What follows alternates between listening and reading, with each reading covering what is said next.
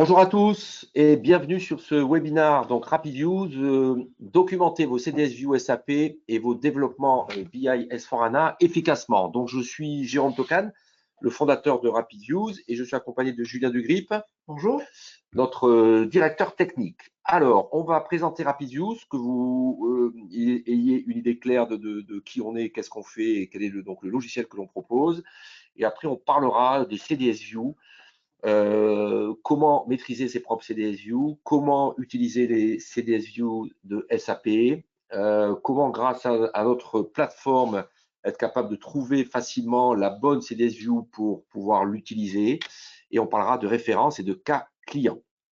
Alors, RapidViews, on est un éditeur de logiciels.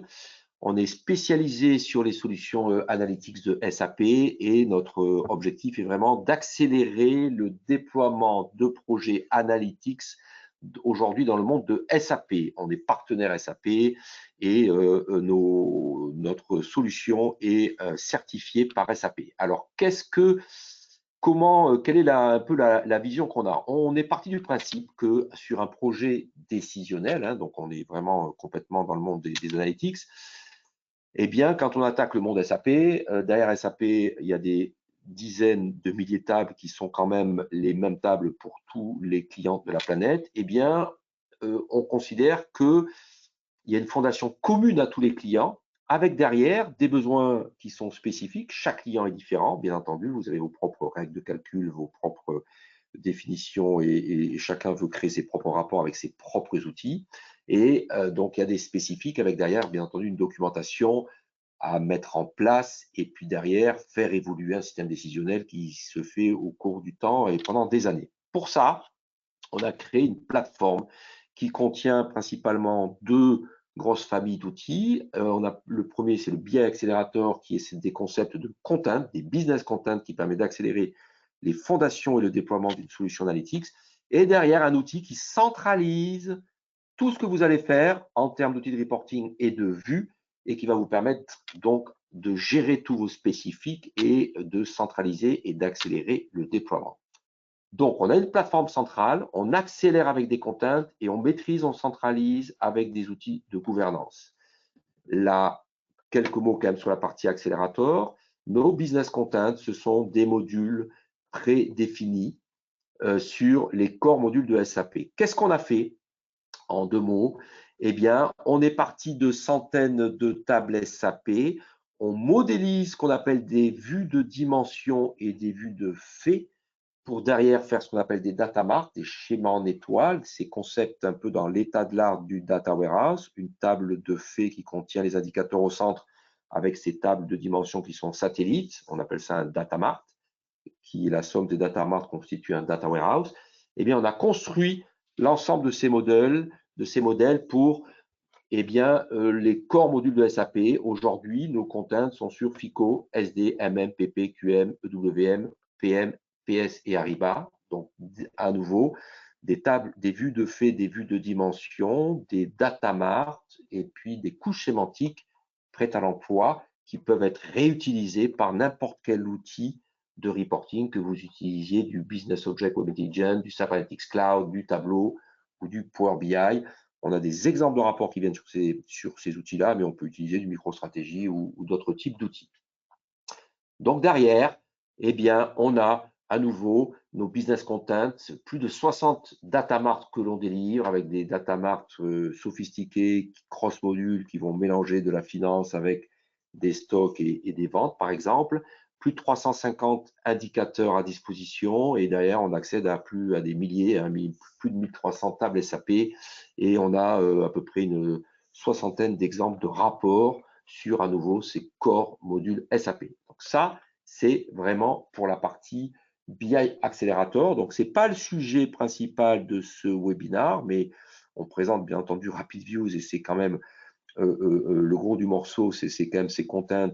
Aujourd'hui, on a énormément de clients qui font l'acquisition de ces contents pour accélérer le déploiement de leurs projets analytics. Alors, ces contents peuvent s'installer. Alors, ici, sur cette slide, ça montre un peu l'architecture. En haut, vous avez l'architecture de votre ERP, SAP. ECC sur base relationnelle, ECC sur base ANA, ECC on ANA, et puis, bien entendu, S4HANA. Tous les clients vont migrer petit à petit vers S4HANA. Donc, nos contents peuvent s'installer pour faire du reporting décisionnel directement sur du ECC on ANA. On a beaucoup de clients qui utilisent ça sur du UCC on ANA. On a énormément de clients qui utilisent nos contents qui sont donc à nouveau ces pré-packages directement sur du S4HANA. Et là, on peut utiliser les CDS Views, donc c'est le sujet d'aujourd'hui, en mode CDS View et Calculation Views, parce que nos contents sont développés aussi bien en utilisant la technologie CDS View que la technologie Calculation Views. D'ailleurs, vous voyez, on a sur cette première slide, sur la couche du haut, sur les tâches du haut, on dissocie pour nous le reporting transactionnel du reporting décisionnel. Dans S4HANA, on a ce qu'on appelle les Embedded Analytics, des CDS View avec une sorte d'interface pour faire un rapport. On appelle ça les tuiles Fiori, qui vous permet en temps réel de sortir la liste de vos commandes ou tout type d'analyse, mais on est d'accord que c'est à travers une tuile Fiori. On a des clients qui nous ont dit on veut une couche sémantique sophistiquée sur S4HANA en temps réel, et chez nous on utilise Power BI ou on utilise SAC ou Business Object ou Tableau Software. Et bien dans ces cas-là, vous souhaitez donc faire on appelle ça du reporting décisionnel. Bon, c'est pour différencier ça avec ce concept un peu peut-être plus de transaction. Eh bien, les Rapid Views, les Business Contents sont une formidable opportunité parce qu'on plug nos contents directement sur du S4HANA. On a ces couches sémantiques qui sont sophistiquées. Bien entendu, on renomme tout ça. On définit il y a quelques modifications à faire, bien entendu, pour que vous puissiez mettre en place vos propres règles de calcul et vos propres indicateurs, vos hiérarchies et toute la complexité qu'il y a derrière. Et donc, en quelques semaines, on a un reporting très puissant en place sur du S4HANA. On parlera de nos références. On a beaucoup de clients qui utilisent nos contents directement sur du S4HANA. Et si vous voulez faire du data warehouse, au début, on avait des clients qui étaient sur du HANA Cloud Platform ou HANA Full Use. Et aujourd'hui, bien sûr, on a déjà plus de 4 références actives sur cette fameuse plateforme qui s'appelle SAP DataSphere. Et puis derrière, la couche sémantique avec votre propre outil de reporting. D'accord? Donc ça, c'était rapidement pour vous parler du concept donc de nos fameux business contents. Derrière, on a développé une plateforme qui va permettre de centraliser tout ce qu'on délivre, nos contents, et qui sont à nouveau développés en CDS View ou Calculation Views. Donc, le sujet aujourd'hui, c'est d'être plus axé sur la partie justement CDS View. Donc, on va y venir. Mais derrière, à travers cette plateforme, on a des fonctionnalités qui vont permettre de vous aider aussi bien pour les services BI, les BI managers ou les développeurs avec des fonctions de search, data lineage et analyse d'impact, et pour les utilisateurs, être capable de s'y retrouver parce qu'on a développé un hub qui permet de centraliser tous les indicateurs, tous les rapports et avec une vision par métier. Donc, notre plateforme RapidViews ne stocke que de la metadata, a des connecteurs qui permettent d'aspirer vos rapports aujourd'hui, Web Intelligence, SAP Analytics Cloud, Microsoft Power BI et Tableau, Analysis for Office, et puis prochainement on aura Qlik et Digdash. Et de l'autre côté source de données, donc vous voyez qu'on est quand même un outil qui est axé SAP parce que on est très fort pour aspirer vos vues et vos CDS View, donc on y vient au sujet d'aujourd'hui. Toute CDS View que vous avez développée, on est capable de l'intégrer. Bien entendu, on intègre aussi toutes les CDS View de SAP. On est aussi, bien entendu, sur la partie, on est capable d'intégrer toutes les vues SAP DataSphere et aussi, on a un connecteur BW qui permet de cartographier tout votre existant BW. Là, on ne va pas en parler aujourd'hui, ce n'est pas le sujet. On va donc être plus axé sur la partie CDS View. Dans cette plateforme, on va être capable de faire un search, donc de la recherche, bien entendu. Vous rentrez n'importe quel nom, que ce soit le nom d'un rapport, d'une vue, d'une table ou bien sûr d'une CDS View, et vous allez pouvoir voir où et quels composants utilisent cette vue. avec derrière des fonctions, alors c'est donc Julien, tu vas nous présenter ça, de lineage. Donc on est très fort sur la partie data lineage, où on parle d'un rapport, d'accord, ici un rapport jusqu'à sa couche sémantique, le data mart, derrière le data mart, l'ensemble des vues, des tables de dimensions ou des tables de faits avec derrière tout le déroulé des CDS view. L'inverse, l'analyse d'impact, on part d'une table où cette table est utilisée dans l'ensemble de vos modèles. D'accord? Donc, 3 fonctionnalités majeures côté, on va dire, BI développeur et BI manager. OK? Et côté utilisateur, on a la capacité de représenter vos indicateurs, vos rapports et vos couches sémantiques par process ou par division.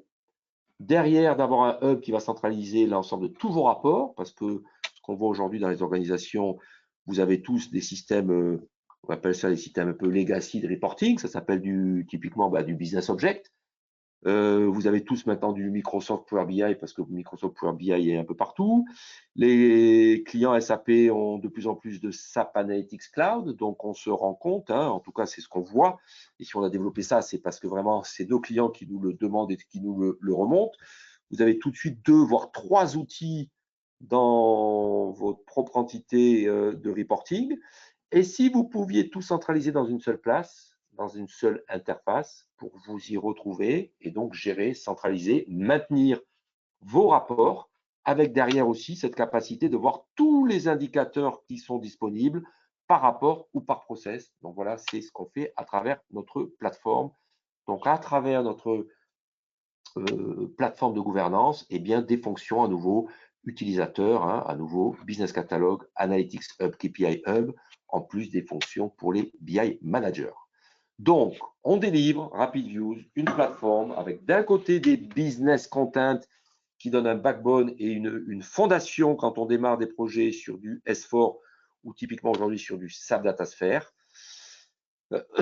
Et on parlera de nos références juste après sur cette partie-là. Mais comme une fondation, c'est ce que j'ai dit au départ, ne couvre que 70%, 60-70% du besoin parce que chaque client est unique, vous développez vos propres vues, vous avez vos propres besoins, vous avez différents outils de reporting, vous avez vos propres CDS View. Et si, à travers une plateforme, tout était centralisé à un endroit, eh bien, ça vous permettrait d'accélérer la gouvernance, de maîtriser, de centraliser vos projets analytics avec cette plateforme. Voilà, en 15 minutes, parce qu'on a commencé à 12h03, donc exactement en 13 minutes, j'ai essayé de vous expliquer donc ce que c'est que RapidViews et les 2 grandes familles de produits, à nouveau, l'accélérateur avec les fondations et cette plateforme qui centralise tout ce que vous faites. Donc aujourd'hui, on va maintenant aller dans du détail avec un focus plus fort sur la partie justement des CDS View que l'on peut centraliser dans notre plateforme. Julien, je vais te passer la main. Donc, maîtriser ses propres CDS View. Donc déjà, qu'est-ce que c'est qu'une CDS View? Aujourd'hui, une CDS View permet donc de modéliser, matérialiser un flux de données. C'est-à-dire qu'aujourd'hui, on va avec une CDS View, un petit peu comme une requête SQL, aller chercher des informations dans plusieurs tables ou même directement dans des vues, dans SAP, dans la base de données SAP, et on va modéliser une vue. Quand je dis on va modéliser une vue, pour une vue de dimension, on va modéliser peut-être d'aller chercher toutes les caractéristiques d'un article qui sont très souvent dispatchées un petit peu dans plusieurs tables. Pour une vue de fait, c'est pareil, on va modéliser toutes les transactions relatives à la commande. Donc pour une date de commande, vers quel client, pour quel article, quelle est la quantité commandée, le montant, la remise, tous les éléments, le statut peut-être de la commande. Donc on va modéliser en fait toutes ces informations-là sous forme de vue. Donc une CDS View, c'est du code SQL spécial SAP. Exactement. Qui contient une forme de... qui mélange du code ABAP, je crois. Aujourd'hui, c'est fait avec un langage un peu propriétaire SAP qui s'appuie sur du SQL, sur des standards SQL et sur de l'ABAP. Voilà, c'est là, voilà, c'est une particularité qui est bien entendu propre à SAP par définition. Hein, quand on parle de code ABAP, c'est propre à SAP. C'est propre à SAP. Pourquoi? Parce que la CDS View est interprétée par l'applicatif SAP et elle est lue par la couche dite applicative. Donc, du coup, on peut utiliser toutes les fonctionnalités qu'on a de la couche applicative SAP. Alors, certes, les possibilités sont infinies et immenses, mais par contre, on est vraiment dans du code. On voit ici à l'écran, on a un petit exemple de CDS View. Voilà, on revient quand même sur une notion un petit peu de code ou de procédure SQL. Une CDS View, c'est ça. Une CDS View, je répète, c'est que c'est quelque chose que tous les clients S4HANA connaissent. Tous les développeurs et les informaticiens et les développeurs de paramétrage de la plateforme S4HANA et ou la partie Analytics, les trois quarts du temps, on peut passer par du Calculation Use, mais SAP préconise pour des points de sécurité. Donc, on est obligé, dans les ABI Analytics, de passer par les CDS View.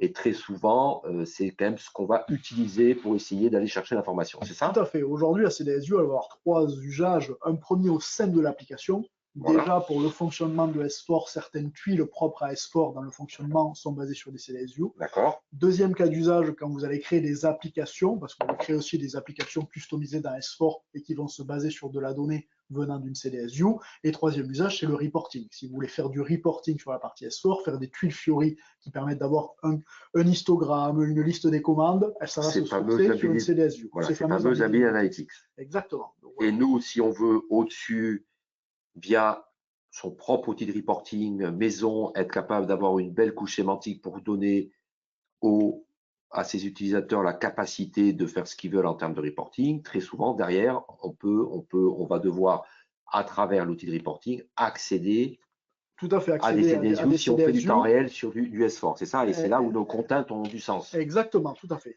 Parce que nos business contents, nos data marts sont développés en CDS View. Aujourd'hui, c'est ça. Donc, dans les trois cas d'usage, il y en a bien un qui est la partie analytics, où pour accéder à de la donnée S4, il faut vraiment accéder à une CDS View. Donc, voilà. Donc, il faut avoir modélisé cette CDS View. Aujourd'hui, SAP en délivre à peu près 60 000 avec la dernière version de S4. Alors, dans les 60 000, il y en a un certain nombre orientés très reporting. Il y en a un certain nombre qui sont techniques et qui font fonctionner le système. Il y en a d'autres qui sont des CDS View intermédiaires. On va le voir tout à l'heure dans les démonstrations, qu'on a plusieurs niveaux de CDS View. On va créer une CDS View technique qui ne sera jamais visible par les utilisateurs finaux, mais qui sera utilisée par d'autres pour remonter de l'information. Donc, on va voir quand même, au final, quand on est dans son système S4HANA, 65 000 CDS View, on a vite fait de plus trop savoir laquelle utiliser, qui fait quoi, et comment démarrer un projet ou démarrer un report. Donc, nous, aujourd'hui, on a mis en place une application. On va le voir, c'est ma démonstration qui va démarrer. On a mis en place une application, une plateforme justement qui permet de centraliser, cartographier et de s'y retrouver dans ces CDS View. Donc aujourd'hui, premier use case que je vais présenter, vous avez développé beaucoup de CDS View. Premier use case, on part sur des CDS View clients. D'accord. Donc ici, je me connecte à ma plateforme. Donc c'est une plateforme web de type SaaS. Donc aujourd'hui, c'est nous qui l'hébergeons. Donc nos clients n'ont qu'un login, un password pour accéder à la plateforme. Il n'y a rien à installer, à déployer dans leurs environnements. Voilà. Le seul outil à déployer dans leurs environnements, c'est un petit extracteur qui est ici, le Minority Extractor, qui permet justement de se connecter au serveur SAP et d'extraire les métadatas des CDS View, des tables, de vos reports. Donc aujourd'hui, voilà, cette plateforme Rapid Use, hein, donc on est dans la partie gouvernance là, la plateforme Rapid Use, on ne stocke que de la métadata. Il y a zéro donnée, donc il n'y a pas de données sensibles. On est bien clair sur ça. Exactement. Nous, aujourd'hui, on n'a pas d'intérêt ou nos fonctionnalités de la plateforme ne s'appuient pas sur la donnée. On est vraiment que sur la métadata. Donc, on a un petit exécutable là, qui se déploie sur un poste de travail qui, derrière, après, vous demande un login SAP, un password SAP pour pouvoir vous connecter à SAP et générer en fait un fichier d'export, un petit fichier JSON ou XML qui permet de cartographier toutes les métadatas de vos vues ou de vos reports. Bien entendu, vous pouvez dans l'outil choisir quelle vue vous voulez exporter, quelle table vous voulez exporter, quel report vous voulez exporter. Et derrière, ensuite, eh bien, on drag and drop le fichier qu'a généré l'extracteur, on le drag and drop ici au niveau de l'interface, dans la partie table et vue, ou ici dans la partie report, si c'est des reports. Et derrière, donc c'est notre outil qui va parser, qui va analyser ce fichier qui a été drag and droppé et qui va, entre guillemets, charger le référentiel donc, du client avec toutes ces métadatas de ces vues, de ces reports, de ces tables, et qui va automatiquement faire le lineage. C'est-à-dire qu'aujourd'hui, c'est notre outil qui, par analyse de toutes les sources qu'on va lui donner, va créer ce fameux lineage et va cartographier votre système. Donc, une fois que j'ai fait cet import, oui. Ouais, je te coupe, j'ai oublié quelque chose de dire quelque chose au démarrage. Si vous avez des questions, hein, on prendra l'ensemble de vos questions à la fin de notre présentation, là, qui devrait durer à peu près 50 minutes. N'hésitez pas à poser vos questions au fil de l'eau à travers l'outil de chat hein, qui est disponible dans votre interface. Julien, je te rends là, excuse-moi. Pas de souci.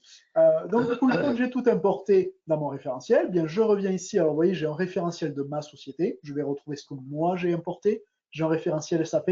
Nous avons mis à disposition ce que SAP propose, puisque les 60 000 CDS View de SAP sont entre guillemets délivrées nativement, elles évoluent en fonction des versions de SAP, mais celles-ci, elles ne bougent pas. C'est SAP qui délivre un standard, donc on les a cartographiés et référenciés pour vous. Et après, les référentiels Rapid Use, là, on est plus sur nos contents à nous Donc, c'est nos fameux contents, parce que rappelez-vous qu'on propose à nouveau tous ces contents prédéfinis sur SAP. Donc là, je passe dans le référentiel de ma société. Donc pour ma démonstration, si je lance une recherche globale, j'ai chargé un certain nombre de reports de vues. Alors on est orienté très CDS, donc là ici j'ai 4 reports, ce n'était pas le but de ma démonstration, mais j'ai ici, vous voyez, 217 vues de type CDS Datamart. J'ai ici 930 vues de type, alors j'ai plusieurs types, j'ai du technique, du dimension et du fait. J'ai possibilité de filtrer, si je veux voir que les vues techniques, fait et dimensions. Alors une vue technique est une vue très souvent qui n'est pas exposée aux utilisateurs, qui est plutôt une vue intermédiaire, ce qui sert à transformer de la donnée et après à la réutiliser. Une vue de dimension est une vue qu'on va exposer aux utilisateurs et qui permet justement d'avoir toutes les dimensions, les axes d'analyse. La liste des clients, la liste des articles, la liste des centres de coûts. Une vue de fait est plutôt une vue contenant des données datées et quantitatives. Donc, c'est-à-dire qu'on va voir la liste des commandes, des factures, toutes mes écritures comptables. Voilà, donc, on cartographie en fait les vues. Alors, ça, c'est le jargon, on va dire, du décisionnel, fait dimension, mais on s'appuie aussi quand même sur une caractéristique. Quand on charge une vue, les vues, elles ont une certaine caractéristique, une certaine typologie. Et en fonction de la typologie, bien, elles tombent dans une classe. Donc ça dépend aussi de comment vous avez développé vos vues. Pareil pour la partie site Datamart, c'est des vues de type cube. Donc quand vous créez des CDS vues de type cube, elle va tomber dans la classe des Datamart. Voilà, donc ça, on s'appuie vraiment sur le développement et sur on va dire, la propriété de la vue pour les rendre. D'accord. Et derrière, on a les tables. Toutes les tables sur lesquelles s'appuie la vue. Donc là, on a à peu près une 400 tables qui sont sources de ces, on va dire, 1000 vues. Voilà. Donc là, c'est mon référentiel. Ça, c'est ton référentiel, tu as importé ton propre référentiel, exactement. Et ça, c'est pas lié, c'est ce que tu as développé entre tes rapports et tes vues CDS View. Tout à fait, exactement. Si je veux faire une recherche, je peux lancer une recherche sur le mot-clé billing. Il va rechercher ici dans toutes les descriptions et dans tous les noms de reports ou de vues qui contiennent le mot billing. Donc il va me filtrer ici, je n'ai plus que 13 vues de type cube, je n'ai plus que 21 vues de type fait, dimension ou technique, et j'ai 6 tables qui contiennent le mot billing. Donc je peux ici restreindre un petit peu ma recherche, je peux chercher dans les colonnes ou dans les sources de données, voilà, j'ai des options avancées au niveau de la recherche. Si jamais je veux me concentrer et aller voir un objet, là, tiens, j'ai trouvé la Z-Billing Q001 qui m'intéresse, c'est une vue de type cube. Je vais aller l'ouvrir. Donc, je vais pouvoir ici aller mettre une description. Donc là, aujourd'hui, si je veux mettre ma propre description, je peux moi-même en fait décider de mettre ma propre description, ma vue. Je peux associer un module. J'ai le type de vue aussi qui est ici que je peux modifier si j'ai besoin, mais par défaut, je l'ai récupéré de ce qui a été mis dans SAP. Je peux aller voir la liste des colonnes. Donc, toutes les colonnes que me remonte ma vue. Donc aujourd'hui, cette vue a été codée et remonte une vingtaine de colonnes. Donc on voit qu'ici, il y a 2 indicateurs et un certain nombre de dimensions qui ressortent de ma vue. Je peux aller voir le script. Je ne peux pas influencer le script, là. Je ne peux pas le modifier. Je suis sur un outil un petit peu, on va dire, de gouvernance. Moi, je n'affecte pas ou je ne modifie pas ou je ne développe pas les vues SCDS à partir de cet outil. Je ne fais vraiment que cartographier. Si demain, vous voyez des erreurs dans le script, il vous faut bien entendu ouvrir vos outils de développement SAP et modifier le script de la vue. La partie annotation, ce sont les caractéristiques de la vue. Toutes les jointures qui sont utilisées, justement, pour créer ce cube. Cette vue de type cube est basée sur, ici, ces 7 autres vues. Et derrière, dans mon suivi de données, bien, je vais voir justement. Alors, la CDS View, elle est où là exactement? Alors, la CDS View, il y en a plusieurs.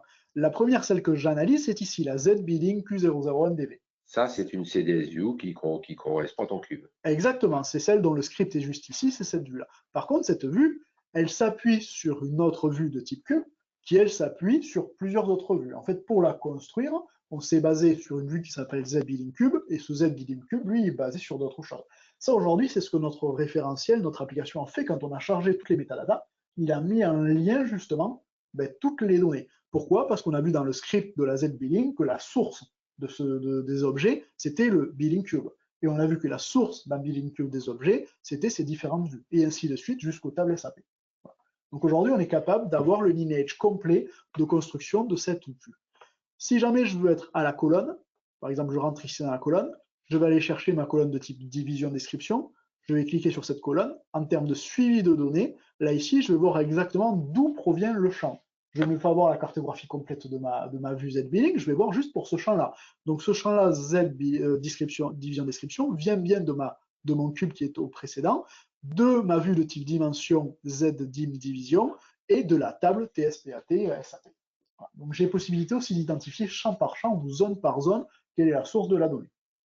Donc n'importe quel CDS View que j'ai créé, je peux la voir dans cet outil et je peux voir tout le détail du lineage de la table en remontant ici jusqu'au cube, mais quand après on le lit avec un rapport, on peut aller jusqu'au rapport, c'est ça? Exactement. Donc là, ici, je suis capable de voir que j'ai une vingtaine de colonnes qui, justement, se sourcent sur tous ces objets-là. Par contre, je suis aussi capable de voir le champ des possibles. Là, je vous ai dit que dans la vue Z-Billing, il y a une vingtaine de colonnes. Mais si j'ouvre ici ma table VBRP, par exemple, je vais voir ici que dans ma table VBRP, j'ai tout un tas de colonnes. Donc, j'ai ici accès à toutes ces colonnes-là. Donc, je sais aujourd'hui que par rapport à ma vue Z-Billing Cube, si j'ai besoin d'une zone de ma table VBRP, je peux le remonter. Donc, si cette zone-là n'est pas présente ou n'existe pas dans cette table-là, je sais que je vais pouvoir la remonter. Donc, j'ai quand même, de suite, je vois un peu le champ des possibles autour de cette vue. Ça me permet quand même très rapidement de savoir tout ce à quoi j'ai accès au travers d'une vue, même si aujourd'hui, je ne le vois pas dans mon outil de reporting. Parce que ma vue, je l'ai limitée à 20 zones. Voilà. Mais très rapidement, je peux savoir que j'ai la possibilité d'aller charger toutes les données de VRP, de VBRK et de toutes les tables sources. Voilà. Si jamais ici, je cherche en détail une zone, par exemple, je cherche le secteur d'activité, je vois qu'il est dans une certaine table, je peux cliquer sur cette zone-là et aller voir en termes d'analyse d'impact si cette zone-là n'est pas déjà utilisée. Donc, vous voyez ici, Z-Billing Q001DV, il y est. Donc, je confirme que cette zone-là est bien utilisée dans ma vue actuelle. Par contre, je vois aussi que cette zone-là, finalement, est utilisée dans d'autres vues. Donc, tiens, peut-être que je peux me dire, voyons voir, allons voir ce que la ZQ-Billing fait, allons voir ce que la C-Analytics View fait. Je suis capable aussi, grâce à ça, en partant d'une zone, de me rendre bien compte que cette zone est présente dans la vue que j'analyse, mais aussi de me dire, tiens, elle est présente dans d'autres vues. Donc, qu'est-ce qu'il n'y aurait pas une autre vue qui serait plus intéressante ou qui m'intéresserait? Donc, j'ai quand même possibilité de monter, descendre dans la partie lineage, dans le référentiel donc, de mes vues. Donc, toutes ces CDS View, je peux faire ce que tu as dit, donc du suivi de données, hein, du data lineage ou de l'analyse d'impact. Exactement. Sur n'importe quel CDS View. Et je peux partir de n'importe quel objet. Si là, je décide, par exemple, Z-Billing DV, d'aller voir cette vue-là, je peux aller voir cette vue, voir les colonnes, et je peux même regarder ici, aller afficher des KPI. J'ai une vue de type de fait avec pas mal de KPI, dont un ici calculé, pour un exemple. Si je vais cliquer sur ce KPI calculé, bien, je vais automatiquement voir sa formule. Donc, on stocke toutes les formules, donc toute la complexité qui est développée est stockée dans notre référentiel. Exactement. Ici, en termes de suivi de données, après, je vais m'arrêter à la formule, puisque là, j'ai une notion de formule, donc je n'ai pas vraiment un suivi de données. Mais je peux voir ici, par contre, que ce champ-là, à un moment donné, il est calculé. Donc, je vais savoir finalement que dans ma Z-Billing, j'ai une donnée qui a été altérée par rapport à ce qui est présent dans les tables SAP, et qui est un calcul qui a été fait à cet endroit-là. Donc, je peux aussi aller très rapidement identifier qu'une donnée a été modifiée, et qu'elle est modifiée, c'est le champ revenu, dans la vue ZF Billing DV et qui, en termes de lineage, se trouve ici par rapport à ma vue Z Billing que je suis en train d'analyser. Voilà. J'ai fait le tour de ce premier démonstration. Alors, d'accord. Donc, on a développé les CDS View, on est capable de rentrer dans l'outil et toutes les vues qui sont développées, on sera capable de visualiser tout le lineage de cette vue, aussi bien dans un sens montant que descendant. Exactement, c'est ça? Tout à fait. Et à chaque fois que je suis sur quelque chose, je peux cliquer et aller ouvrir finalement la vue intermédiaire qui m'intéresse. D'accord. Utiliser les CDS de SAP. Alors, ça, view de SAP. Alors, par exemple, là, on a des cas par exemple, très concrets. Là, on vient de démarrer un très gros projet. On a signé nos business content, un projet chez Engie. Engie qui a des plateformes S4HANA et qui extrait la donnée sur du SAP Datasphere. Donc, ils ont fait l'acquisition de nos business content sur SAP Datasphere, d'accord, hein, pour accélérer et utiliser nos fondations comme le backbone de leur futur projet, donc Data Warehouse. Mais sur SAP Datasphere, ils doivent extraire la donnée de S4HANA. Tout à fait. Et là, quelle CDS View utiliser pour extraire de la donnée? Exactement. Parce que j'ai cru comprendre, et tu l'as dit et redit, que tu en as 60 000. Exactement. Et là, on voit qu'il y a un vrai problème pour la communauté des consultants autour de SAP. C'est que très souvent, tu en as beaucoup qui peuvent répondre. Alors, laquelle choisir? Alors, comment on fait? Et si vous aviez la capacité, via cet outil-là, de centraliser de pouvoir visualiser tous les CDS views de SAP et donc de vous aider à choisir la bonne. Tout à fait. Exactement. Alors, moi, à quoi ça ressemble une CDS view de SAP? Alors, regardez, ici, je change de référentiel, je me place sur le référentiel SAP. Je lance une recherche un peu globale. Alors là, j'ai un référentiel SAP un petit peu plus light. Je n'ai pas 65 000 vues, je crois que j'en ai 20 000. Vous voyez ici, j'ai 5 000 vues de type cube, donc de type Datamart. Donc ça, c'est des datamarks prépackagés par SAP. J'en ai 16 000 de type, alors un peu tous les types, j'en ai 14 000 techniques, j'en ai 1700 de type dimension 38 de type Donc ça, c'est tout ce que fait SAP, d'accord? Oui, ce que fait SAP. Alors c'est une version un petit peu light, je n'ai pas les 65 000, mais bon, pour la démonstration, on a déjà largement de quoi faire, et il y a à peu près 13 000 tables derrière en source. Ouais, ça fait du monde, ça. Donc voilà. Donc, là, donc ça veut dire quoi? Qu'un consultant qui a une demande d'un client pour faire un certain besoin, tu dois naviguer au milieu de ça pour trouver, pour savoir laquelle choisir. Et on le voit, c'est un énorme problème. Voilà. Donc, comment on aide la communauté SAP? Alors là, du coup, aujourd'hui, nous, on référence donc toutes les CDS délivrées par SAP dans cet outil. Oui. Donc, on a notre barre de recherche qui permet déjà de rechercher. Donc, si ici, par exemple, je cherche quelque chose concernant le produit, donc je vais chercher au niveau du produit, je retrouve quand même pas mal déjà de datamart et de vues, mais j'ai limité, je suis à 60 datamart et je suis à 100 vues par rapport à mes 13 000 que j'avais. Donc, si ici, j'ai la vue e-product qui m'intéresse, je vais aller voir par exemple cette vue e-product. Et là, très rapidement, je vais pouvoir aller voir les colonnes qui existent. Donc, je pourrais ici voir déjà si cette vue en termes de colonne me renvoie bien les informations dont j'ai besoin.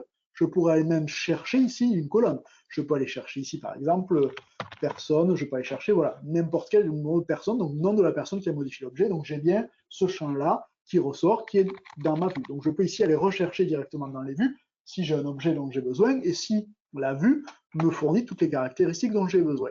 Je peux aller voir le script de la vue. Je peux aller voir les annotations de la vue et surtout le suivi de données. Alors là, je suis sur une vue simple, j'ai pris pour un premier exemple. La fameuse Mara s'appuie sur la table Mara ici directement. Donc je vais pouvoir voir que c'est la table Mara qui est sur de la vue. Je peux voir en termes d'analyse d'impact tout ce qu'utilise cette vue. Donc je peux voir ici aussi que la fameuse vue e-product est utilisée à plein d'endroits.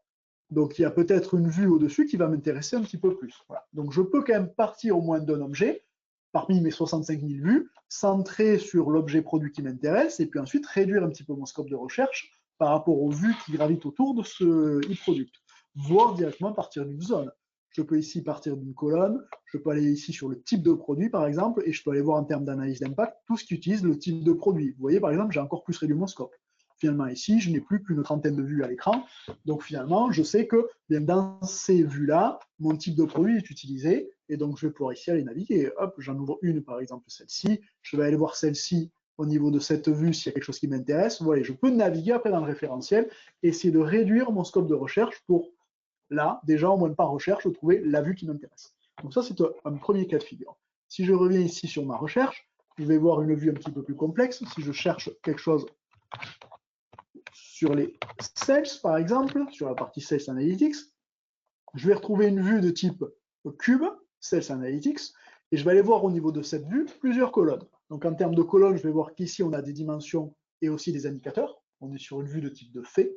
Donc cette fois-ci, on va avoir quand même plutôt des indicateurs. Je vais avoir certains indicateurs qui sont dit calculés et d'autres qui sont pris directement de la source de données. Et si je vais dans la source de données, je vais avoir une suite de données un petit peu plus complexe que tout à l'heure, ma vue e-product qui était juste sourcée sur Mara. Là, ici, cette vue cube de type Sales Analytics a quand même comme source plusieurs autres informations. Mais je peux très rapidement, à partir de cette vue, savoir comment elle a été construite, quelles sont les tables sources qui sont utilisées pour la construire. Je peux aller sur chaque colonne. Par exemple, je vais prendre un KPI cette fois-ci. Je vais prendre mon montant net des commandes clients. Et sur ce KPI-là, aller voir exactement d'où il provient. Ah, cas de figure typique, là, il y a une formule. Donc, je suis dans un cas de figure où ce KPI-là est calculé. Donc, ça me permet aussi très facilement d'aller savoir où le KPI est calculé et d'aller me rendre compte que finalement, ils ne proviennent pas réellement d'une table SAP. Voilà. Donc, j'ai possibilité très rapidement d'analyser un petit peu tout ce qu'il y a sous cette vue. Et je me rends compte que là, ici, quand je suis sur une CDS de SAP, vous voyez, je peux avoir jusqu'à 5 niveaux d'objets pour construire ma vue. Voilà, donc c'est quand même très intéressant d'avoir cette plateforme et de pouvoir voir un petit peu, de décortiquer comment a été construit l'objet. Ça décortique ces vues parce qu'on sait que ça peut être extrêmement compliqué et qu'il y a toute une vision qui est incroyablement sophistiquée. Tout à fait. D'accord. Exactement. Merci. On revient sur les slides. Donc là, on a vu ce deuxième cas de présentation. Maintenant, trouver la bonne CDS View. Vous souhaitez trouver la CDS View qui répond le mieux à votre problématique fonctionnelle. Parce que là, tu me montres qu'il y en a plein, mais le problème, c'est que la vraie problématique, c'est justement de trouver la bonne. Tout à fait. Alors, pour ça, et c'est là où, à travers notre fameuse plateforme RapidViews, qui contient nos contents et la capacité donc d'aspirer de tous vos rapports, vos CDS View et tout ce que vous avez fait, et même toutes les vues qui sont dans SAP DataSphere, on a créé une intelligence qu'on appelle aujourd'hui l'Analytics Wizard. Cette intelligence, eh bien, comment ça marche? Et si, à travers la plateforme, vous aviez la possibilité de pouvoir, dans une sorte de wizard, de panier, de magicien, glisser, déplacer n'importe quel composant, que ça soit un rapport, un objet de la couche sémantique, une CDS Views ou une table de SAP. Et si derrière l'outil était capable de vous dire, ben, tiens, par rapport à votre demande, il y a déjà un rapport qui existe, il va vous montrer le rapport qui contient ces éléments-là.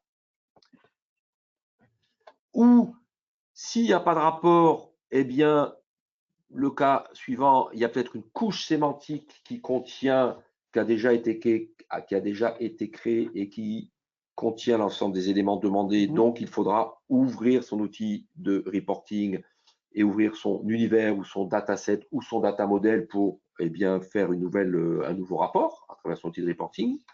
Et si ce n'est pas le cas, c'est là où ça va intéresser toute la communauté des développeurs. Et si vous aviez un outil, c'est ce qu'on va vous montrer, qui permettait de vous aider à choisir la bonne vue et de peut-être aussi aller plus loin que ça, de vous donner la recette pour mixer votre CDS View avec une table supplémentaire ou qui vous donnerait la recette un peu technique de ce que vous devez faire pour être capable de répondre à ce besoin précis. Et c'est là où on a développé donc toute cette intelligence qui derrière vous donne une recette. La recette, c'est prendre tel et tel cube et tel CDS View et la modifier et de faire donc des jointures ou des modifications. Donc, on s'arrête à la recette parce qu'après, vous devez bien sûr reprendre ce code et rentrer dans votre interface ANA Studio ou de développement SAP pour mettre à jour tout ça. Nous, aujourd'hui, on ne met pas à jour SAP. On n'a pas, voilà, on n'a pas. Il n'y a pas de recette miracle, ça ne va pas générer, ça ne va pas vous mettre à jour votre vue derrière, mais on s'arrête au niveau de la recette et on peut avoir autant de demandes et de recettes centralisées. Alors, montre-nous ça, Julien. Hop, allez, on prend la main là-dessus. Mon interface, elle est ici. Donc, si je reviens ici, je me remets sur mon référentiel de ma société. Donc ici, je ne vais pas repartir sur une recherche, je ne vais pas aller chercher directement par des mots-clés ou naviguer dans les vues. Je vais aller ouvrir ce qu'on appelle mon business catalogue. Donc, mon business catalogue aujourd'hui, c'est j'ai classé, j'ai catégorisé tous mes reports vues Datamart par différentes rubriques. Donc ça, c'est le catalogue, c'est-à-dire qu'on a une vision par process SAP. Alors la vision, on la configure aujourd'hui. Alors voilà, aujourd'hui, voilà, on peut la configurer, on peut changer ça aussi par ses propres process. Oui. Donc par exemple, je suis sur SD, vas-y, clique SD. SD, si je vais sur mes commandes, par exemple. Il va te montrer l'ensemble de tous les rapports qui sont commandes. Liés aux commandes, exactement. Couche sémantique, pareil. Alors, couche sémantique, c'est pareil. Il va me montrer la liste des objets de type transactionnel, de type KPI ou master data sur mes commandes. Si je vais ici sur mes livraisons, pareil, il me met à jour mes données rapports. Ici, j'ai 5 reports et ma partie couche sémantique sur des données essentiellement axées sur de la livraison. Donc, on a été capable d'avoir une vision par métier, par process de l'ensemble donc des rapports, des couches sémantiques ou même des vues, je crois. Tout à fait, exact. Ici, au niveau des vues, là, au niveau des reports, là, je peux switcher, aller voir les sémantiques de Datamart, les vues et les tables. Donc, je peux ici cliquer sur les vues, aligner au niveau des commandes et voir que j'ai une centaine de vues associées à mes commandes. Voilà. Donc, oui, j'ai tout à fait la possibilité de switcher et de catégoriser tous mes objets, table, vue, Datamart, report sémantique, par justement les différentes briques ici de mon application.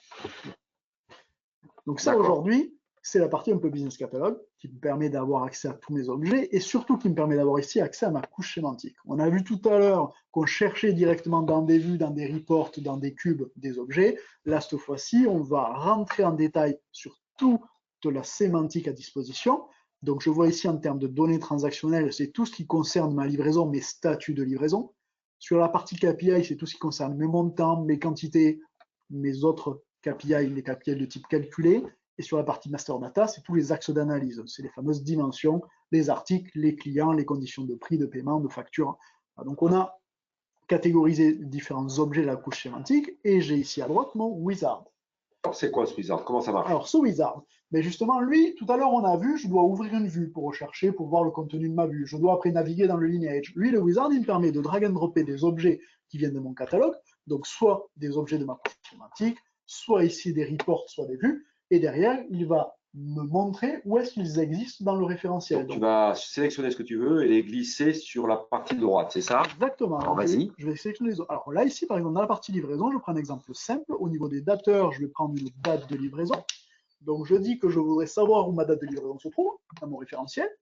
Je vais prendre ici, au niveau de mes quantités de livraison, je vais prendre une quantité de livraison. Donc, je voudrais savoir aussi tous les objets qui contiennent la date de livraison, la quantité de livraison. Et si je rentre sur une dimension, que je vais sur mon client, que je vais rechercher ici au niveau du nom de mon client, je voudrais connaître tous les objets de mon référentiel qui contiennent une date de livraison, des dates de livraison, des quantités de livraison et un nom de client. Ici, donc, quand tu appuies sur le résultat, alors comment ça va? Qu'est-ce qui sort? Qu'est-ce qui sort quand j'appuie sur le résultat? Alors, plusieurs choses. Il sort des rapports, parce qu'il trouve ici des rapports qui contiennent ces trois éléments-là, qui contiennent à la fois la quantité de livraison, avec la date de livraison, avec le nom du client. Il m'a trouvé un rapport qui contient ces trois objets-là. Lequel rapport? Et il m'a trouvé trois rapports. Le premier rapport et la petite flèche verte, ça veut dire? On va y arriver, on va y arriver. Il m'a trouvé trois rapports. Le premier rapport, ici, il y a une petite coche verte. Donc, si je vais ici dans la liste des colonnes, il est valide à 100%. C'est-à-dire qu'il contient bien ces trois colonnes-là, la date de livraison, le nom du client, la quantité de livraison, alors renommé avec certains noms, mais en termes de lignage, il m'a bien trouvé. Si je passe ici sur le deuxième report, il m'a trouvé un deuxième report qui lui contient une partie des colonnes. Il n'a pas de coche verte puisqu'il y a deux colonnes qui ont été trouvées et l'autre qui n'y est pas. D'accord? D'accord. Donc, il te met des rapports. OK. Il me met aussi des couches sémantiques. Si jamais je ne veux pas partir d'un report, mais si je veux partir d'une couche sémantique, ici j'ai deux couches sémantiques qui contiennent tous les objets. Voilà. Et le troisième numérotif, il m'en manquait. Et le troisième notif, il m'en manque. Il me propose aussi des vues. Si je veux partir d'une vue. Donc là, on est dans un webinaire aujourd'hui CDS View, c'est plus ça qui m'intéresse. Il me dit qu'ici, il y a deux vues qui contiennent l'ensemble des colonnes. Je vois ici que mes trois colonnes que je recherche sont bien présentes dans la vue Delivery, dans la vue Order Book.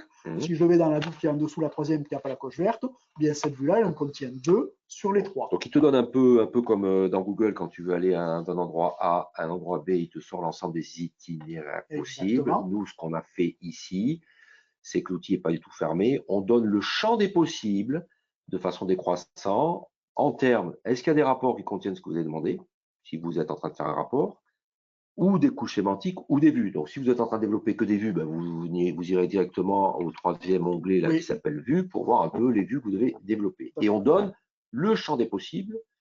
Et c'est là où, si vous avez fait l'acquisition de nos business contents, vous verrez aussi les vues de nos business contents.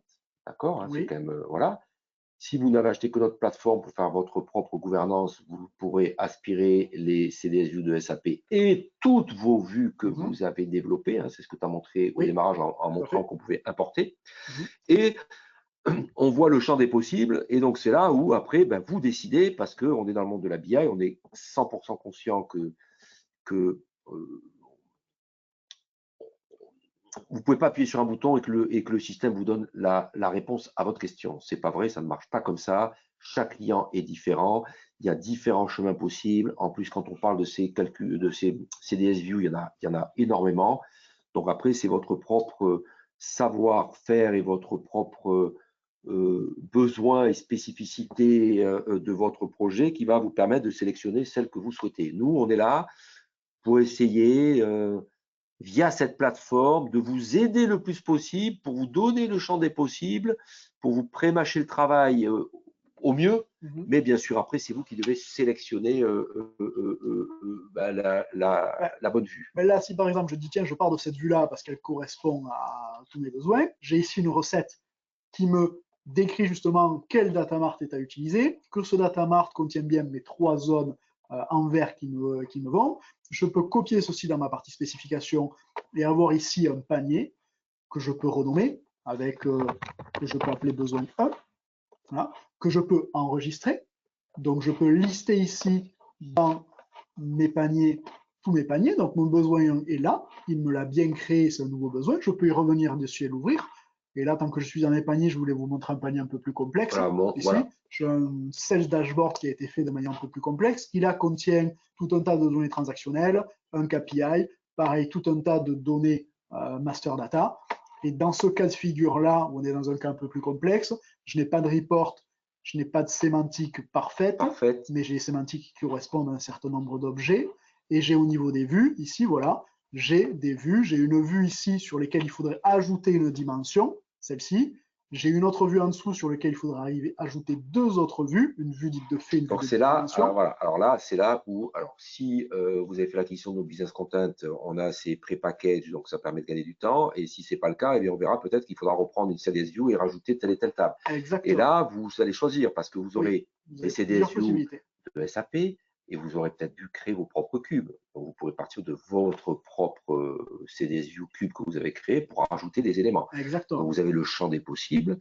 Et si tu cliques là, sur. Là, je prends ici sur le Sales Analytics. Donc j'ai un cube avec lequel je rajoute une vue.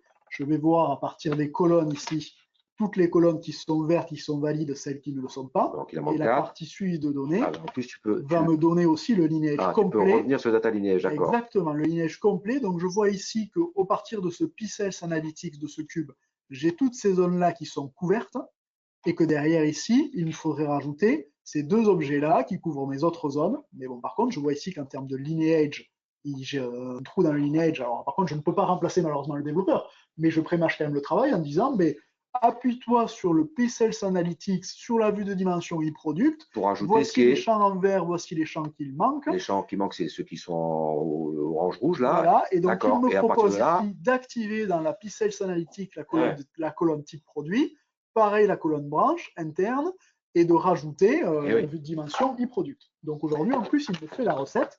Donc je peux ici copier ça dans mes specs, je peux l'imprimer, je peux l'avoir dans mes paniers et revenir dessus. C'est ça. On est une machine à générer des specs, hein, c'est vraiment l'idée. Et si demain, à travers une plateforme, vous aviez tous nos business contents avec des contents, on a vu cross-modules qui permettent, on a quand même travaillé pendant plus de 3 ans et on continue à faire évoluer nos fameux pré-packages Datamart qui apportent une valeur extraordinaire sur des nouveaux projets. Au milieu de ça, il peut y avoir les CDS View de SAP et au milieu de ça, il y a toutes les vues que vous avez déjà développées parce que chaque client est différent et vous avez votre propre savoir-faire. Et si tout était centralisé à un seul endroit, et si cette intelligence vous permettait d'accélérer les déploiements, parce qu'à chaque fois qu'on a un nouveau besoin, eh bien, vous allez savoir est-ce que ça a déjà été fait ou pas. Si ça a déjà été fait, ben, vous reprenez aussi des vues, des cubes et des couches sémantiques existantes. Si ce n'est pas le cas, ben, on part d'une feuille blanche, vous avez l'outil qui va vous aider à naviguer dans toute cette complexité pour savoir quel composant choisir. Voilà. Est-ce que ça vous permettrait de gérer, de centraliser toute votre analytics et donc de gagner du temps? Voilà, c'est notre vision, notre stratégie. Et d'ailleurs, on a des clients, on va en parler juste après dans nos références, qui n'utilisent cette plateforme que pour ça, parce qu'ils ont des centaines de rapports, de CDS View qu'ils ont développés et ils ont fait l'acquisition de notre plateforme pour justement gagner du temps, gérer, centraliser, maintenir tout ça. Et on sait que c'est très compliqué et dans SAP, ça peut déborder et que les projets analytiques, c'est quand même voilà. Et puis très souvent dans les projets analytics, quand vous avez un utilisateur qui a besoin, il faut que son besoin puisse être, qu'on puisse y répondre très rapidement et pas dans 3 mois. Oui, et si on a déjà quelque chose qui fait 80 ou 90% du job, autant réutiliser quelque chose d'existant que de recréer ou de repartir de zéro. Exactement. Voilà. J'ai fini ma démonstration, je te rends la main sur la partie des slides. Allez, merci. Donc voilà, hein, à nouveau, hein, si on veut, donc les contents, on n'a pas beaucoup parlé aujourd'hui parce que ce n'était pas le sujet, on a plus parlé de la partie gouvernance. Et si dans cet outil de gouvernance, eh bien, à nouveau, vous aviez tout centralisé, ben, ça permet de maîtriser votre contenu. On va des rapports jusqu'à vos vues.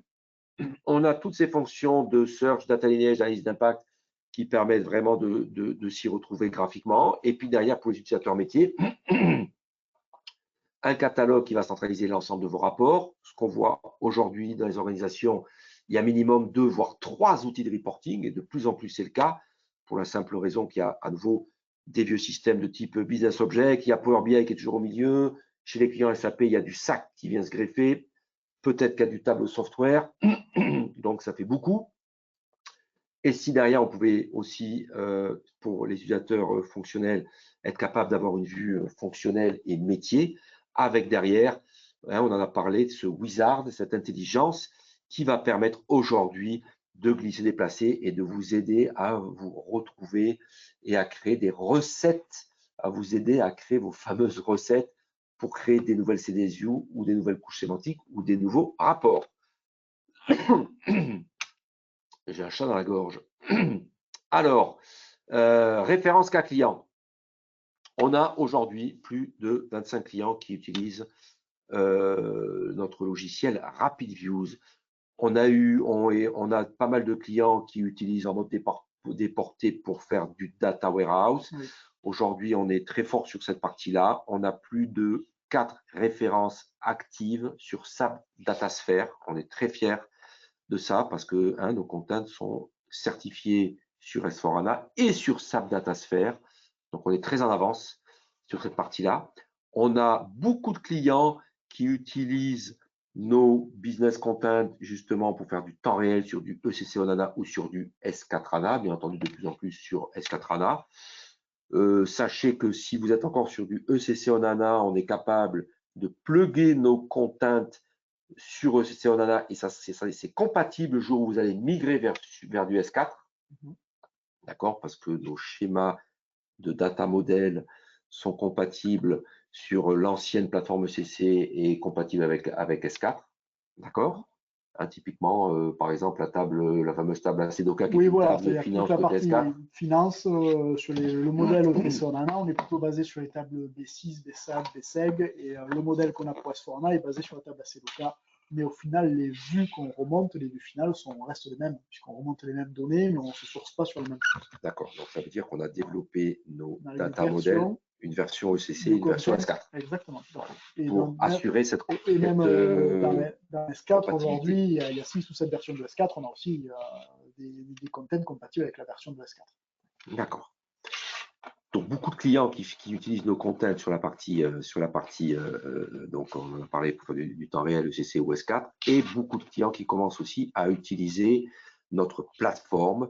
Tous nos clients, justement, qui utilisent de plus en plus notre plateforme. On a un client, on ne peut pas le nommer, un gros client allemand qui a acheté notre plateforme, qui avait déjà, lui, développé un peu ses propres contents. C'est un énorme client, une énorme société allemande. Ils ont des centaines de CDS Views. Ils ont fait l'acquisition de notre plateforme RapidViews que pour centraliser leurs CDS Views et être capable de les gérer, de les maintenir, de les optimiser. Et ils utilisent ça pour être sûr qu'il n'y ait pas de la redondance et qu'on ne copie-colle pas à l'infini. Ces bouts de CDS View où on sait que long terme, ça devient des usines à gaz qui sont ingérables. Voilà.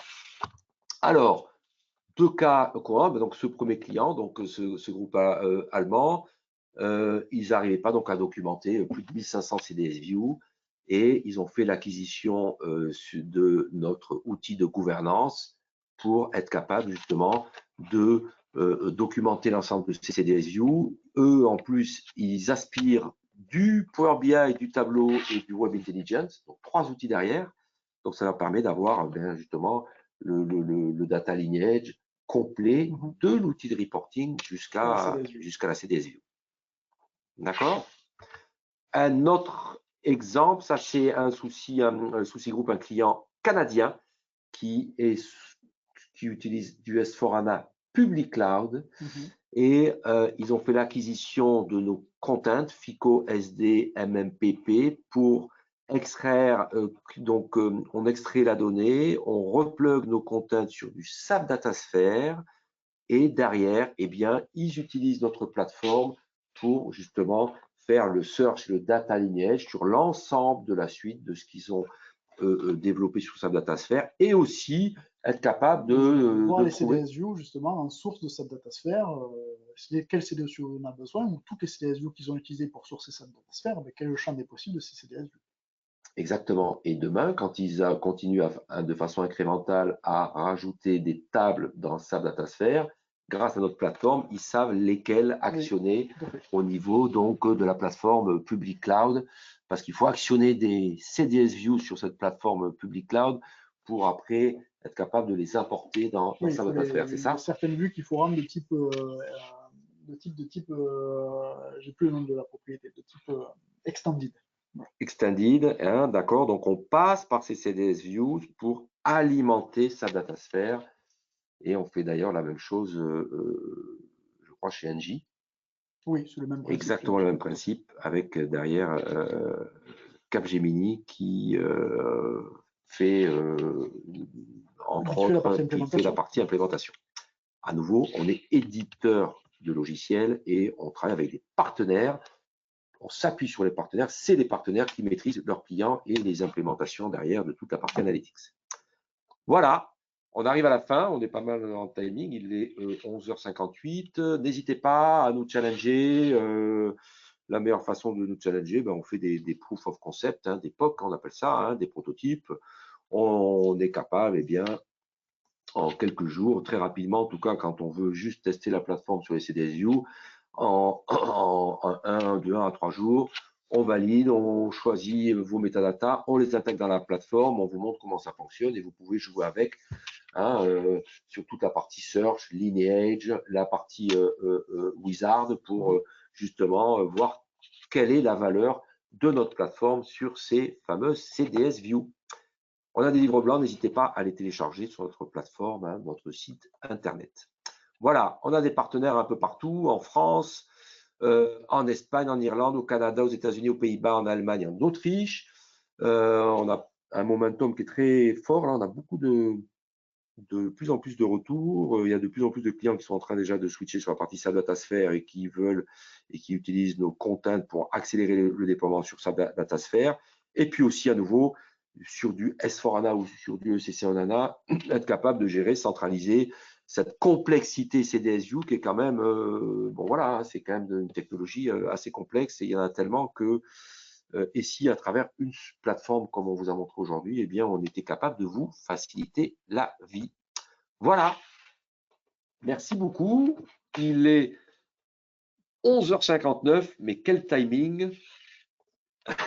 Allez, on va passer aux questions-réponses. N'hésitez pas à nous poser des questions sur ce webinaire. Allez, je regarde un petit peu la liste des questions. Je suis en train d'ouvrir. Première question, comment les autorisations sont-elles gérées dans les Rapid Use? Alors là, je pense qu'on parle plus content.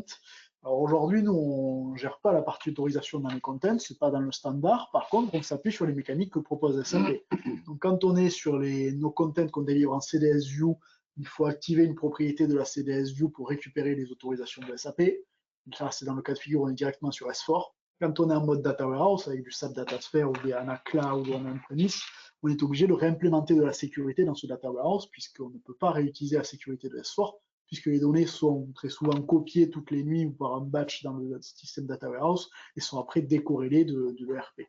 Donc dans ces cas de figure-là, il faut remettre en place de la sécurité.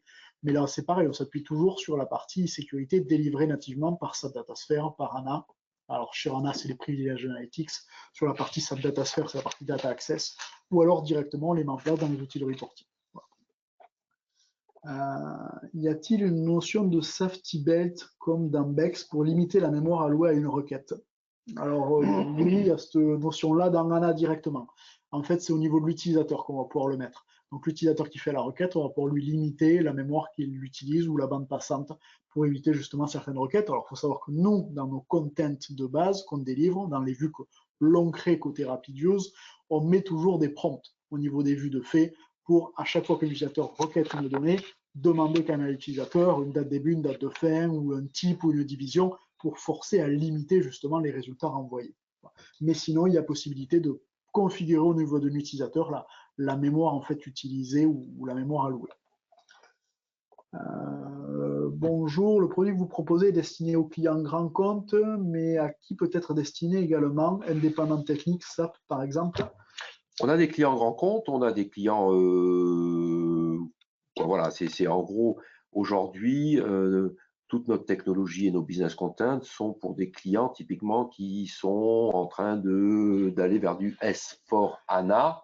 C'est ECC HANA qui vont vers du S4HANA et sur du SAP DataSphere. On a une technologie où l'ensemble des vues sont fondamentalement des vues HANA, donc c'est vraiment un outil SAP.